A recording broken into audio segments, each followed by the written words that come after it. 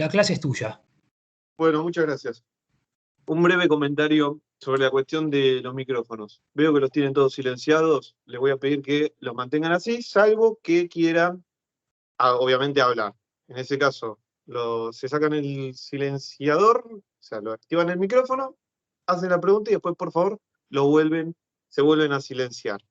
Si quieren hacer preguntas por el chat, no hay ningún tipo de problema. La cuestión es que a mí, por lo menos, que estoy desde el celular, no me aparece lo que sería la notificación. Con lo cual, yo trato de ir revisando el chat constantemente, pero quizás pasan 10, 15 minutos y no vi la pregunta, y quizás ya pasa otra cosa. De última, si no quieren hacer la pregunta de forma oral, digan, activen el micrófono y digan, profe, le puse una pregunta en el chat. Como ustedes prefieran. La cuestión de la cámara. No creo que haya problemas con que estén todos con la cámara activada, o todos los que están, por ejemplo, ahora con la cámara activada, desde el punto de vista técnico. En caso de que se empiece a trabar, empiece a funcionar mal la videollamada, que no creo que suceda porque esta plataforma es muy estable, en ese caso sí voy a tener que pedirles que desactiven la cámara. Si no, por mí, manténganlas prendidas. De hecho, es una grata sorpresa que estén tantos con las cámaras activadas.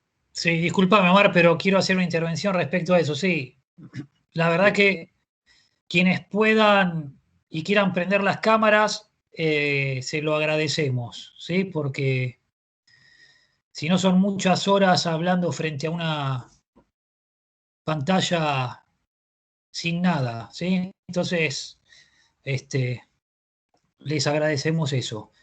Solamente nada, eso queríamos decirles. Buenísimo. Bueno, si les parece, ahora sí, comenzamos con una breve introducción, muy breve introducción a lo que sería la filosofía del derecho.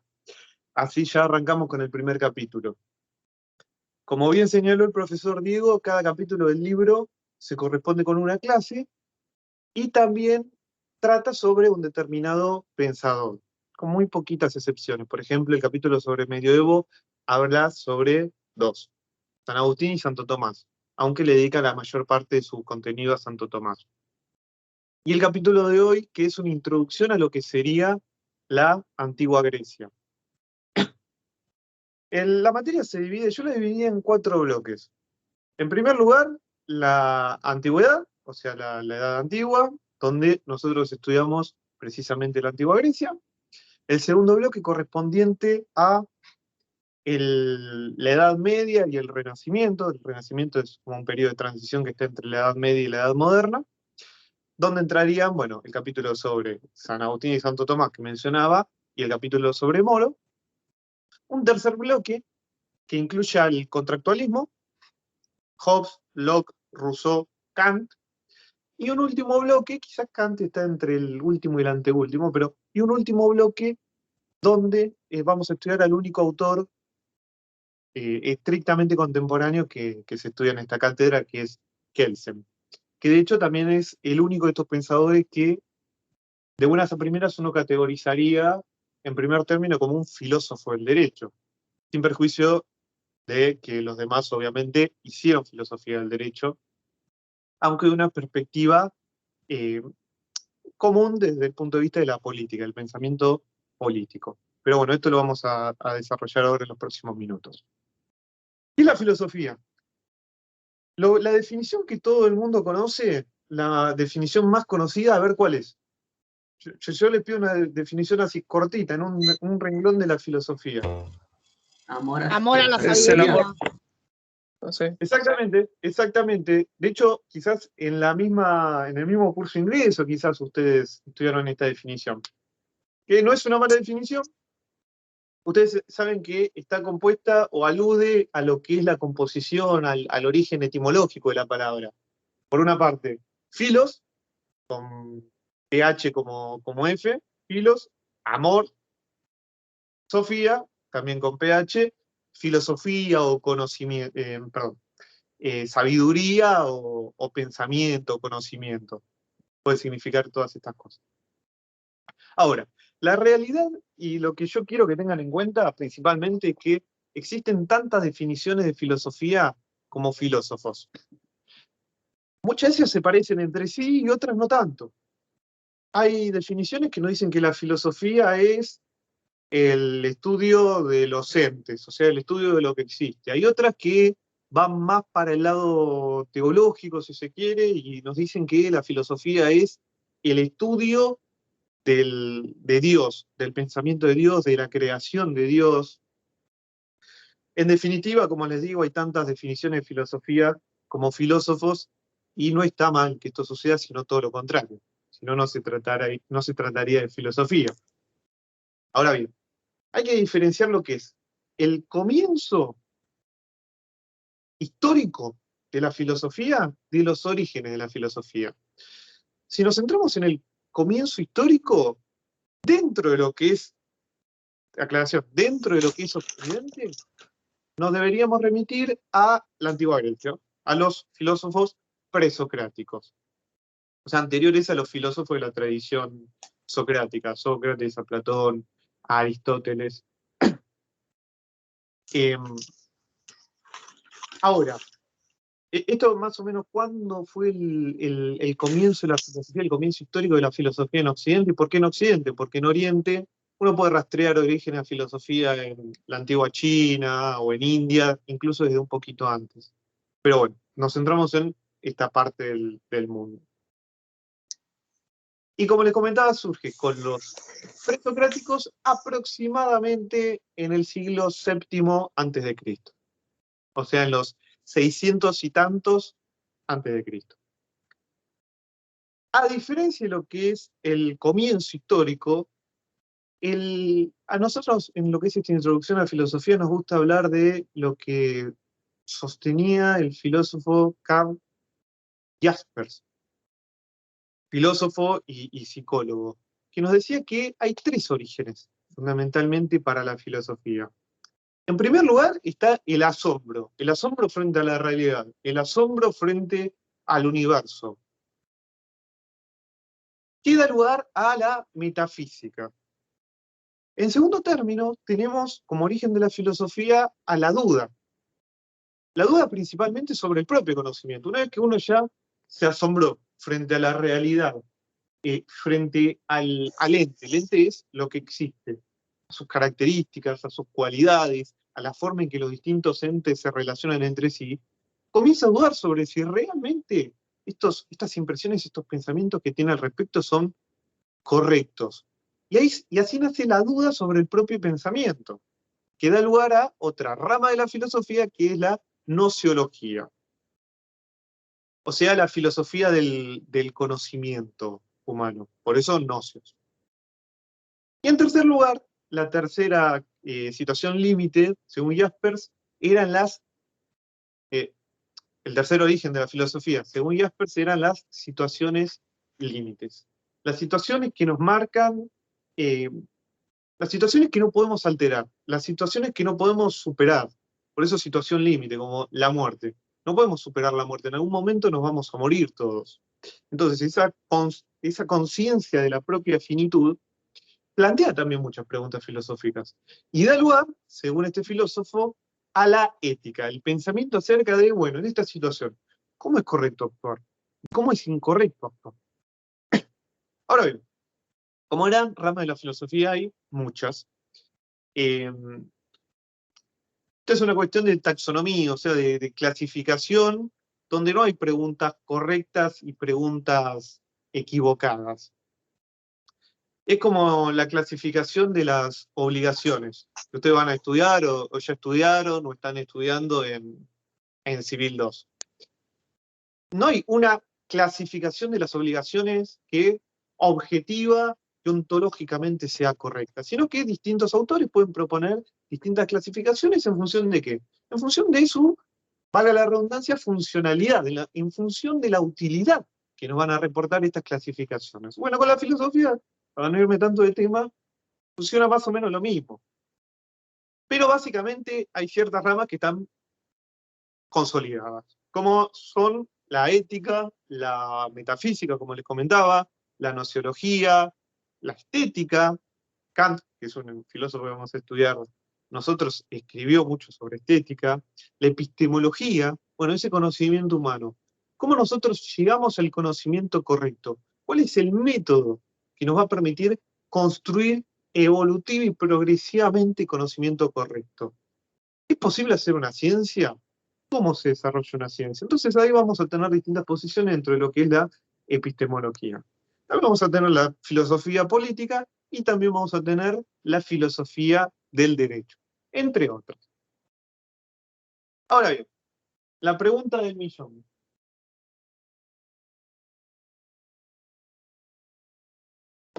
¿Qué es el derecho? Es interesante tener en cuenta que cuando un estudiante de medicina o de química, de astronomía o incluso de economía, cuando uno inicia sus estudios universitarios en otros campos del conocimiento del saber humano, a uno se le presenta la definición de aquello que está estudiando con bastante naturalidad, y es una definición que generalmente no está muy discutida. ¿A qué me refiero con esto? Un estudiante de primer año de química no se va a encontrar con bibliotecas enteras de autores que discuten acerca de qué es verdaderamente la química. No van a encontrar una biblioteca que dice, no, la química es esto, otra biblioteca que diga que no, la química es algo que nada que ver con eso, otra biblioteca que plantea una tercera definición de química. Pero esto sí sucede en el derecho. Ahora, ¿quién va a responder las preguntas acerca de qué es el derecho? Bueno, los filósofos del derecho. Ustedes quizás no están tan en contacto con estas cuestiones porque cuando uno estudia abogacía, cuando uno se prepara para ser abogado, estudia lo que es la doctrina jurídica. O sea, no va tan a la profundidad del pensamiento jurídico, sino que se mantiene más o menos sobre una determinada superficie. Y estudia aquellos constructos de conocimiento que le van a permitir, le van a facilitar, lo van a ayudar para que el día de mañana pueda ser un abogado que puede ejercer sin mayores problemas, porque cuenta con los conocimientos necesarios. Ahora, como les comento, debajo de esa superficie hay muchísimas discusiones que vienen de hace cientos y cientos y cientos de años, milenios incluso, y que probablemente van a seguir milenios hacia el futuro. Para algunos, que van a ser los positivistas, básicamente el derecho es la norma. El derecho es la norma.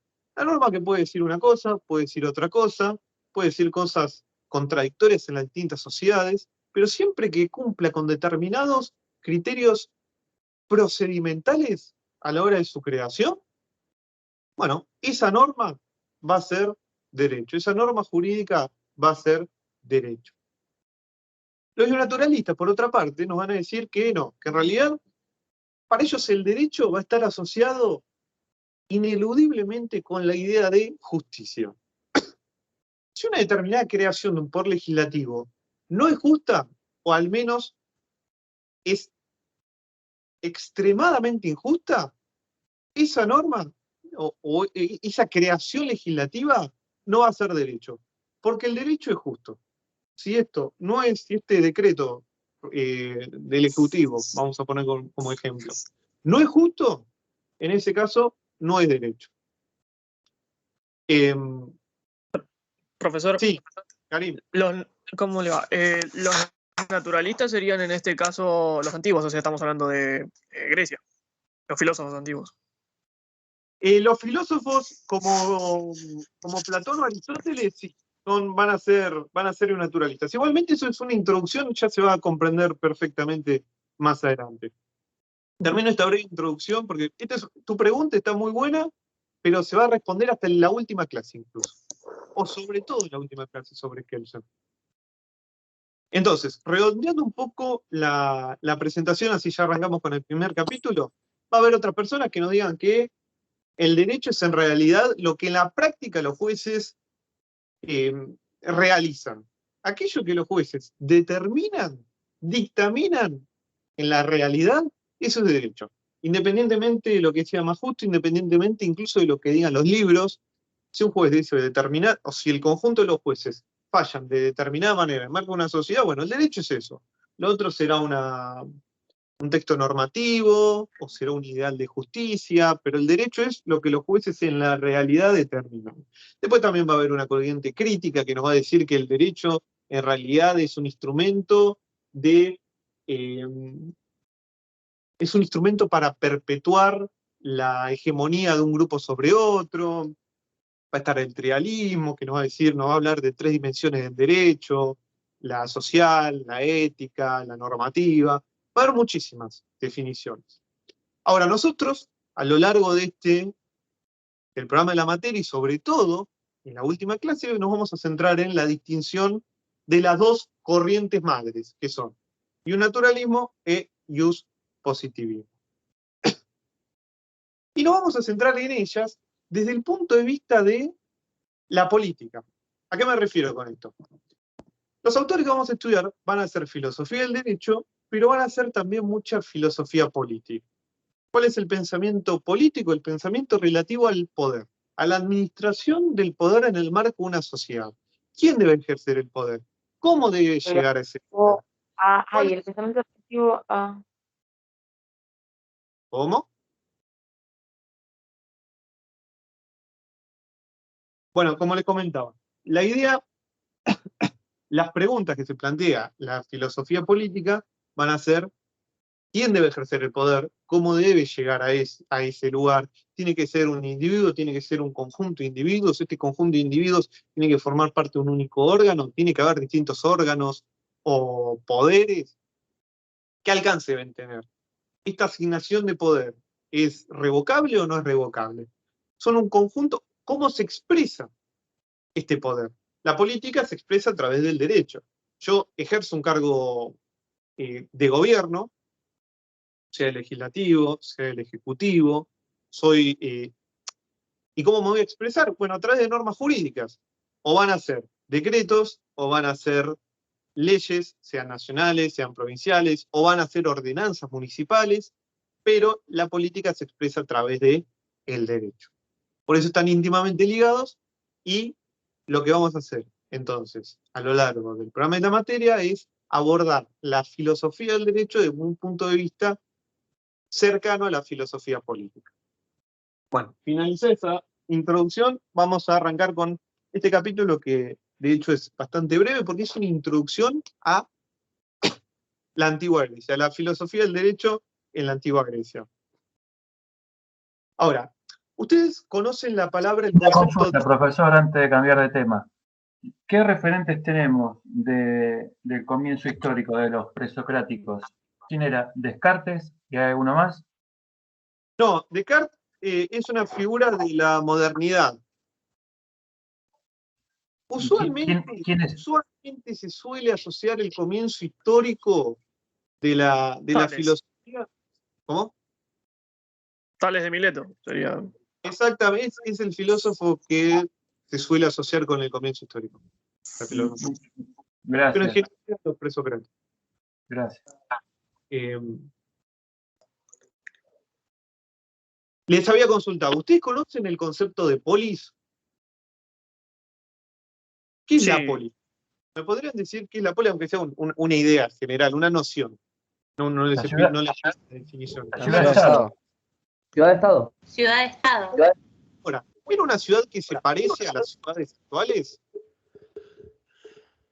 No. Más allá de la diferencia tecnológica, digamos. Era una ciudad que en su espíritu, en su finalidad, en su funcionalidad, en su origen, ¿se parecía a las ciudades actuales? No. ¿Por qué? Porque las ciudades actuales son aglomeraciones humanas que tienen como fin específico la subsistencia, el asegurar la seguridad, la redundancia de los individuos que la componen, el intercambio de bienes y servicios. Eso es lo que permite que una comunidad se conforme una ciudad. Ahora, la polis en la antigua Grecia no era precisamente esto. Mejor dicho, no era solo esto. La subsistencia, la seguridad, eran objetivos secundarios. El objetivo principal de la polis era la vida perfecta para el ser humano. La vida de acuerdo a el fin filosófico o teleológico del ser humano, que era la vida de acuerdo a la razón. Aristóteles, por ejemplo, va a plantear que el ser humano es un animal político, esta famosa expresión del son politikon. Es un ser, es un animal social y político. Nos va a decir que los seres que no son sociales, o mejor dicho, que no son políticos, o son inferiores, se refería al resto de los animales, o superiores, se refería a los dioses. Entonces, la polis va a ser el lugar perfecto donde el ser humano va a alcanzar la realización del fin, de su fin natural, que es, como les comento, la vida de acuerdo a la razón. ¿Sí? Ahora, es verdad que hay distintos animales que son gregarios. Las abejas, los lobos, los peces, sea en manadas, en cardúmenes. Que son animales que viven juntos y tienen alguna clase de organización. Ahora, ¿qué es lo que diferencia al ser humano de esos animales? Bueno, precisamente la razón. Y el rasgo característico de la razón es la palabra. La palabra que nos va a permitir a los seres humanos expresar nuestras ideas, nuestras propias ideas acerca de qué es lo que está bien, qué es lo que está mal, qué es lo justo y qué es lo injusto. Eso es lo que nos va a diferenciar del resto de los animales. Ahora bien, en un primer momento, los pueblos griegos no vivían en polis, sino que vivían de acuerdo a una organización de clanes. Clanes que eran organizados, conformados y mantenidos de acuerdo a un criterio sanguíneo. O sea, eran grandes familias que se organizaban a sí mismas. Con el surgimiento de la polis esto cambió.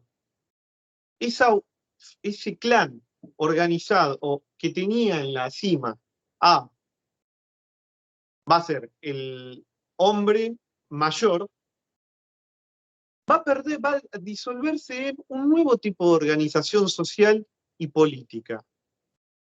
Y va a surgir el concepto de ciudadanía.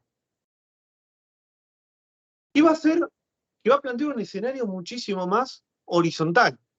A diferencia de lo que sucedía en el clan, donde la autoridad era absolutamente vertical, en el caso de la polis va a surgir una forma de organización política que va a dar lugar a la horizontalidad. ¿Dónde vamos a encontrar, por ejemplo, la máxima expresión de esto es el concepto de isonomía? Isoi significa igual, iguales. La isonomía es precisamente la igualdad que otorga el carácter de ciudadano dentro de una polis, en tanto sujeto de derechos. Ahora, hay algo que siempre se aclara porque es necesario aclararlo, lo que es que no todos los seres humanos en la polis eran ciudadanos y detentaban derechos políticos. ¿Por qué? Para empezar, las mujeres, los extranjeros y varios grupos más no pertenecían a este grupo minoritario, porque lo era, de ciudadanos. Pero esta instancia no dejaba de ser un progreso frente a la situación actual de clanes. Y un concepto que desde el punto de vista de la filosofía del derecho hay que tener muy en cuenta es el de temis y el de dique. Temis se escribe T-H-E-M y en latina S, y dique se escribe como suena con K, con tilde en la E. ¿En qué consistían estos conceptos? Eran dos formas de justicia distintas. La temis era la justicia del sistema de clanes, que era una justicia, como les comentaba, mucho más imperativa y personal. Personal porque provenía desde la persona del líder del clan. Y era imperativa porque esa justicia era legítima por la simple razón que venía de que provenía del imperio de este líder. Que a su vez, en realidad a su vez, el origen los actos del líder del clan iban a ser rastreados de forma más religiosa. Eran los dioses que tomaban la decisión en última instancia, y esta decisión se iba a vehiculizar a través del rey, o del líder del clan, como sea que en cada caso se denomine. Como les comentaba, distintos clanes que compartían un espacio común, que compartían la misma locación geográfica, en un determinado momento se disuelven y se unen en una polis común. Ahora, esto significa que en todo el territorio que actualmente es Grecia había una gran polis, ¿o no?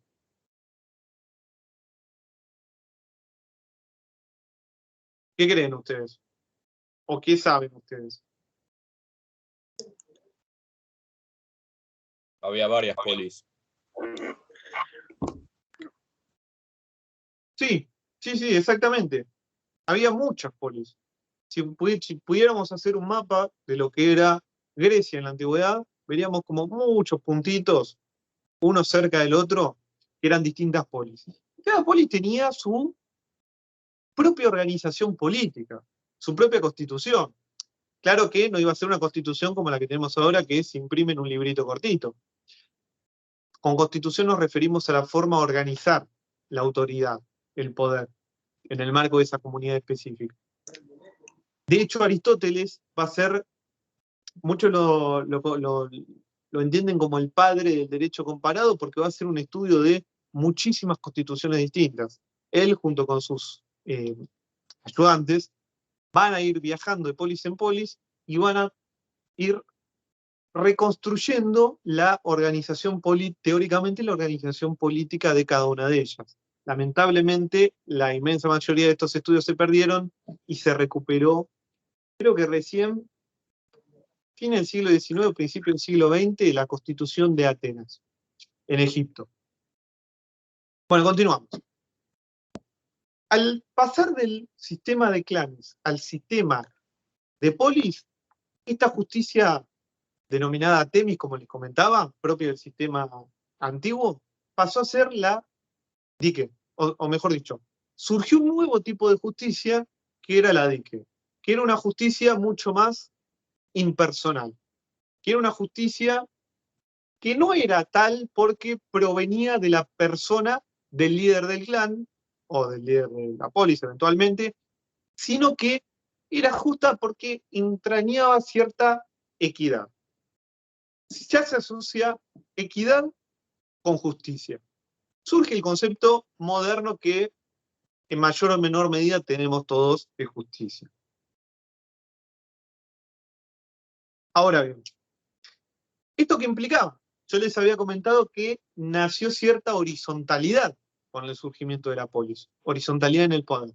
Implica que cada ciudadano, en tanto su carácter de titular de derechos, podía reclamar justicia frente al Estado, cosa que no necesariamente iba a ser así en el sistema anterior de clanes.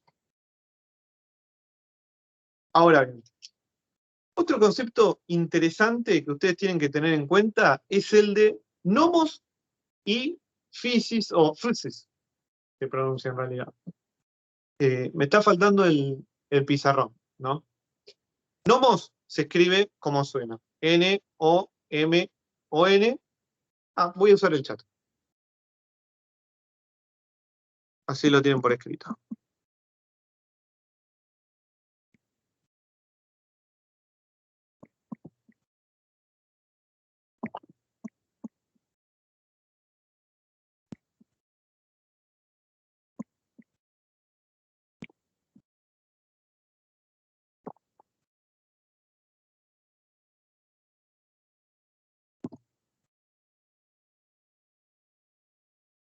¿Qué sucedió? Que con el correr de los años, las costumbres y las normas de convivencia, las normas comunitarias propias de Atenas, se fueron naturalizando. Como eran la única forma, las únicas normas y las únicas costumbres que sus habitantes conocían durante todo el transcurso de su vida, terminaban naturalizando estas costumbres. ¿Qué significa naturalizando? Bueno, las veían como algo natural. Y la forma, entendían que la forma en que vivía su comunidad específica ateniense, era la única forma natural. Se acostumbraron tanto a ellas, a sus propias costumbres, que las terminaron naturalizando. Entonces, entendían que sus normas, sus nomos, eran nada más ni nada menos que la formalización y la regularización de sus propias costumbres. Entonces, ¿cuál era la consecuencia de esto? ¿Qué implicancias tenía esto? Que la ley humana, o sea, el nomos, se identificaba a sus propios ojos con la ley natural, o sea, la physis. Esta physis era como les comento, era la ley natural para ellos. Para ellos, sus costumbres eran las costumbres naturales. Y esto se relaciona con los conceptos de son politicum y de polis, sobre los cuales les comentaba hace un ratito. Entonces, ¿qué generó esto? Bueno, generó que en determinado momento, por cuestiones socioeconómicas y políticas e incluso bélicas, comenzaron a ingresar distintos inmigrantes a Atenas que comenzaron a cuestionar un poco la correspondencia entre las normas humanas de los atenienses y la naturaleza. ¿Qué significa esto? Empezaron a cuestionar que realmente esas normas que crearon en aquella comunidad, en aquella polis, tuvieran su contrapartida en leyes naturales o en normas naturales, que la naturaleza los mandara a vivir de esa determinada forma que ellos comunitariamente formalizaron en normas. La realidad es que sofistas había muchos.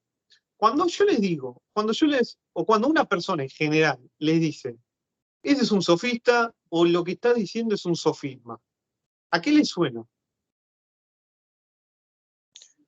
Un sofisma, digamos, sería una opinión sin ningún fundamento. Claro, como una opinión engañosa.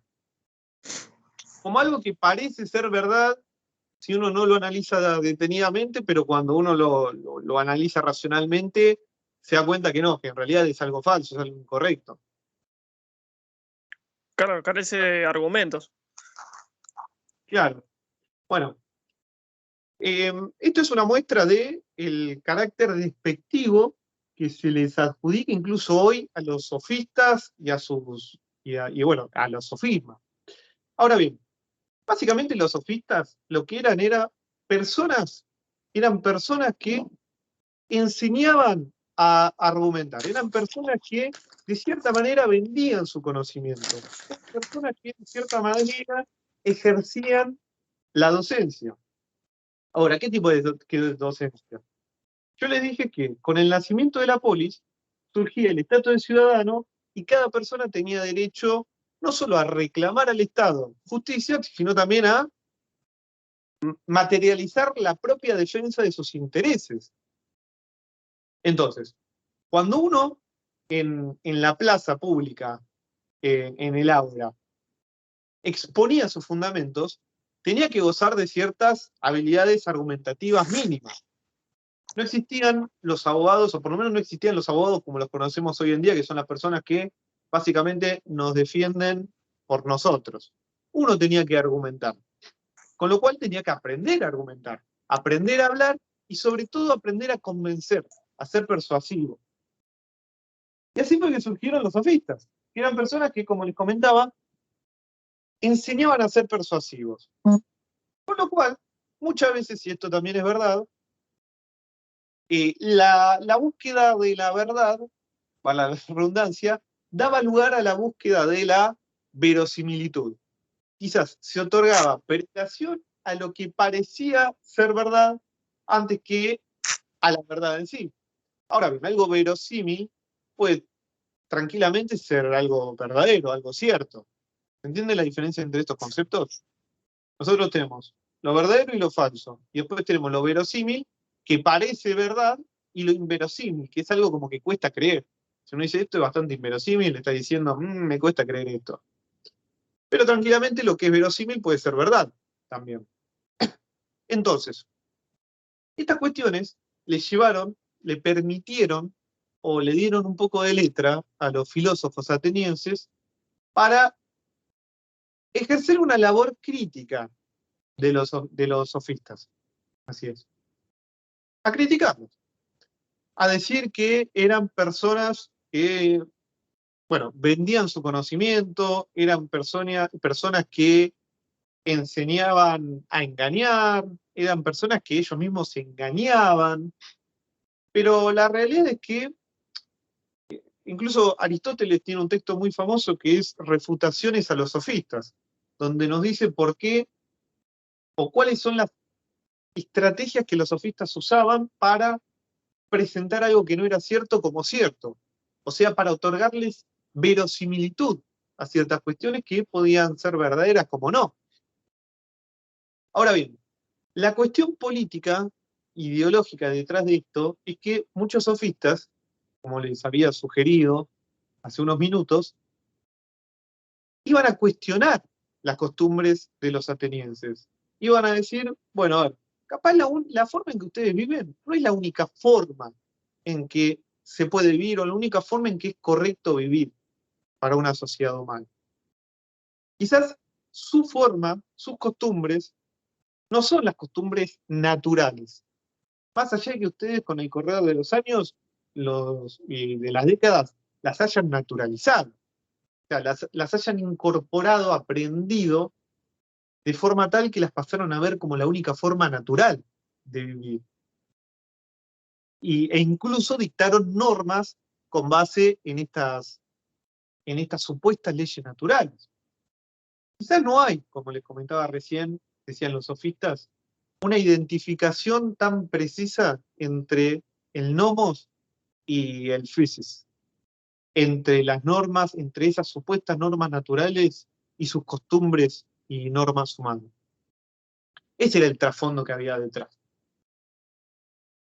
Y que llevó a una tarea de desacreditación sistemática de los sofistas por parte, como les comentaba, los filósofos atenienses. Eso es algo muy importante a tener en cuenta. Otra cosa muy importante a tener en cuenta es que los sofistas no eran una escuela, en el sentido de no compartían un mismo núcleo de pensamiento que se lo iban reproduciendo los unos con los otros y lo asumían de forma dogmática. No, para nada. Había distintos tipos de sofistas que pensaban incluso cosas muy distintas entre sí. A eso me refiero con que los sofistas no eran una escuela. Lo que sucede es que sí es verdad que los sofistas que más trascendieron fueron los que cuestionaban, y esto es muy importante, por favor, presten atención, los sofistas que más trascendieron fueron los que cuestionaban precisamente el carácter absoluto de la verdad, el carácter absoluto del conocimiento. Y entre ellos vamos a encontrar quizás el que lo presentó de una forma más paradigmática, que fue Protágoras. Protágoras nos va a decir que el hombre es la medida de todas las cosas. Con lo cual, nos va a estar, con esto nos quiere decir que no existe una verdad universal, una verdad verdaderamente objetiva como tal, sino que existen tantas formas de aproximación a la verdad como personas. Por eso el hombre es la medida de todas las cosas, en el sentido de el hombre es el criterio de todas las cosas. Después, otro filósofo que también adoptaba una posición súper escéptica con relación a la verdad y al conocimiento, una posición que lo cuestionaba, era Gorgias, que nos presenta tres principios. Primero, el primer principio es nada existe. Un principio absolutamente, categóricamente escéptico desde el punto de vista metafísico y ontológico. nada existe. El segundo principio es, si algo existiera, sería inabordable por el hombre. Quiere decir con esto, si algo existiera, si algo llegara a existir, el hombre no podría comprenderlo como verdaderamente es. Y el tercer principio es, si algo existiera y fuera abordable por el hombre, asequible para el hombre, de todas formas sería imposible comunicarlo, este conocimiento a otras personas. Si algo existiese y fuera abordable por el hombre, sería intransmitible, inexplicable para otros hombres. Y finalmente, otro, y este quizás es el sofista más conocido de todos, es Protágoras, que nos va a decir que la ley, o mejor dicho, la justicia es lo que le conviene al más fuerte. Y para defender esta tesis, esta posición, va a tener diversos argumentos, entre los cuales estaba el atender a la naturaleza. Nos va a decir, en la naturaleza nos muestra, nos hace evidente que es justo que el más fuerte tenga más, logre más, viva más que el más débil. Con este y con otros argumentos, él va a defender su postura. Ahora, esta cuestión del análisis de la posición de cada sofista en particular es un tema de la clase que viene. Así que por ahora lo voy a dejar acá. Voy a ver el chat.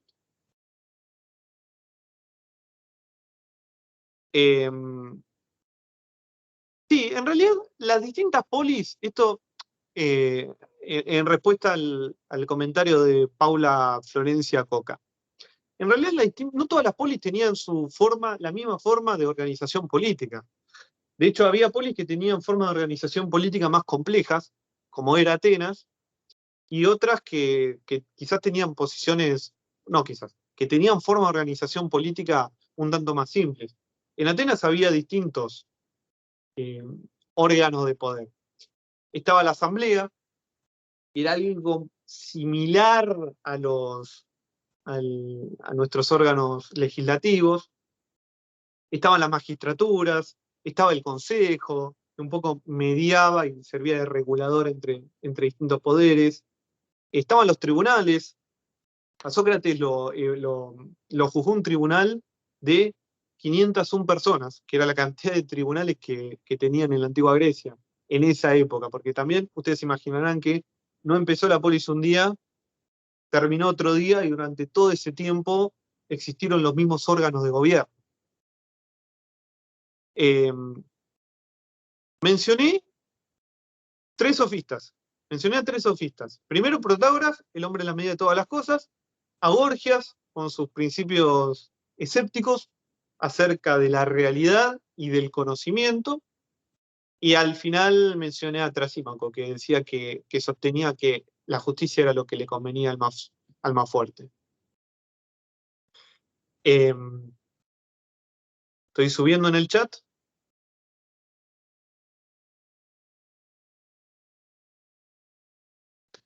Así es, disculpa Ailén Narváez que no lo vi antes el comentario. Quienes asimilan derecho con justicia son los ius naturalistas. Se escribe así como suena, y latina US naturalistas, todos juntos. También se puede escribir con J, pero se suele pronunciar, en vez de latina, J, jus naturalistas, pero se suele pronunciar ius naturalistas también. De todas formas, todas son válidas. Bueno, ¿alguien tiene alguna consulta? ¿O del contenido, de la unidad, o de la materia? ¿Algo que haya quedado en el tintero? De lo que Profe, buenas noches. Sí. Mi nombre es Nicolás. Yo tenía una duda respecto a la unidad 1. Yo estuve resolviendo la guía porque me sirve bastante para poder comprender lo que leí. Y tenía una pregunta sobre la pregunta que dice, ¿cuál es el contexto histórico de las filosofías de Platón y Aristóteles? Y quería saber si lo que yo puse más o menos estaba encaminado. Yo puse, podemos mencionar... Sí. Podemos mencionar que el contexto histórico que atravesaban a los filósofos Platón y Aristóteles eran las guerras en Grecia, las guerras del Peloponeso en el caso de Platón, donde se pasa un sistema democrático a una tiranía. Esto nos lleva al contexto... Sí. ¿Cómo? Yo no hablé. Esto nos lleva al contexto social en el cual es el problema de la justicia, problemas específicos de la sociedad en Atenas, Grecia. Es por consiguiente que dichos autores apuntan en sus obras al problema de la justicia de la ley, la polis, etc. Sí, a ver, es una pregunta muy amplia.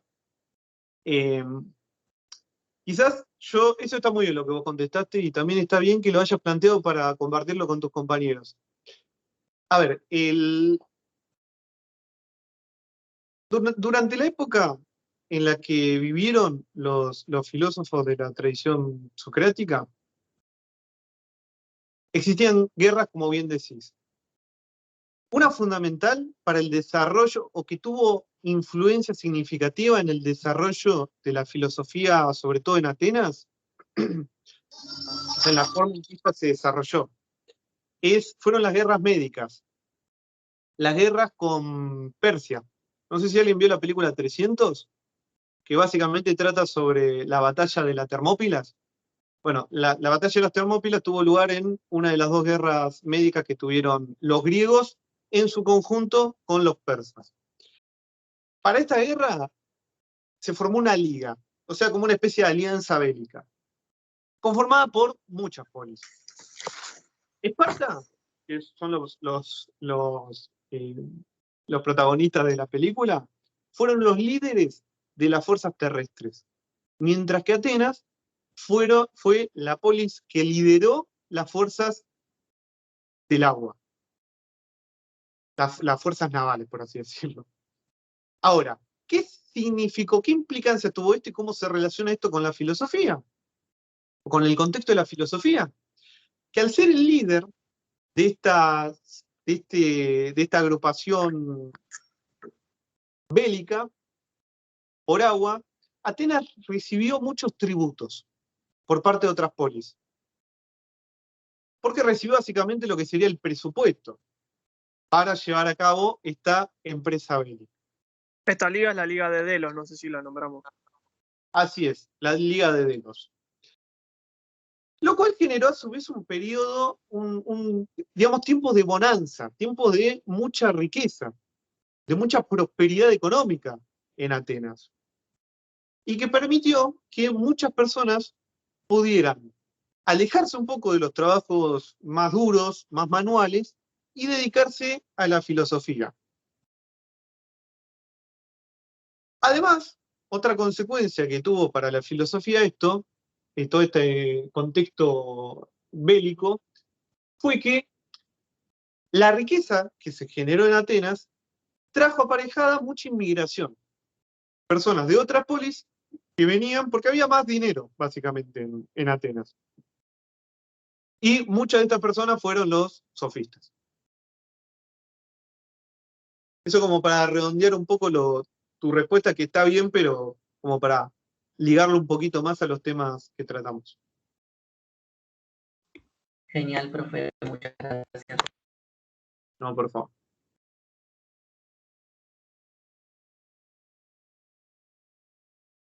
¿Alguna duda más?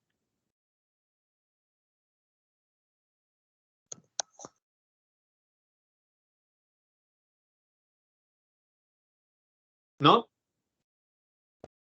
Si no hay ninguna duda más, vamos dando por cerrada la primera clase del cuatrimestre. Yo estoy como moderador, así que voy a detener la grabación.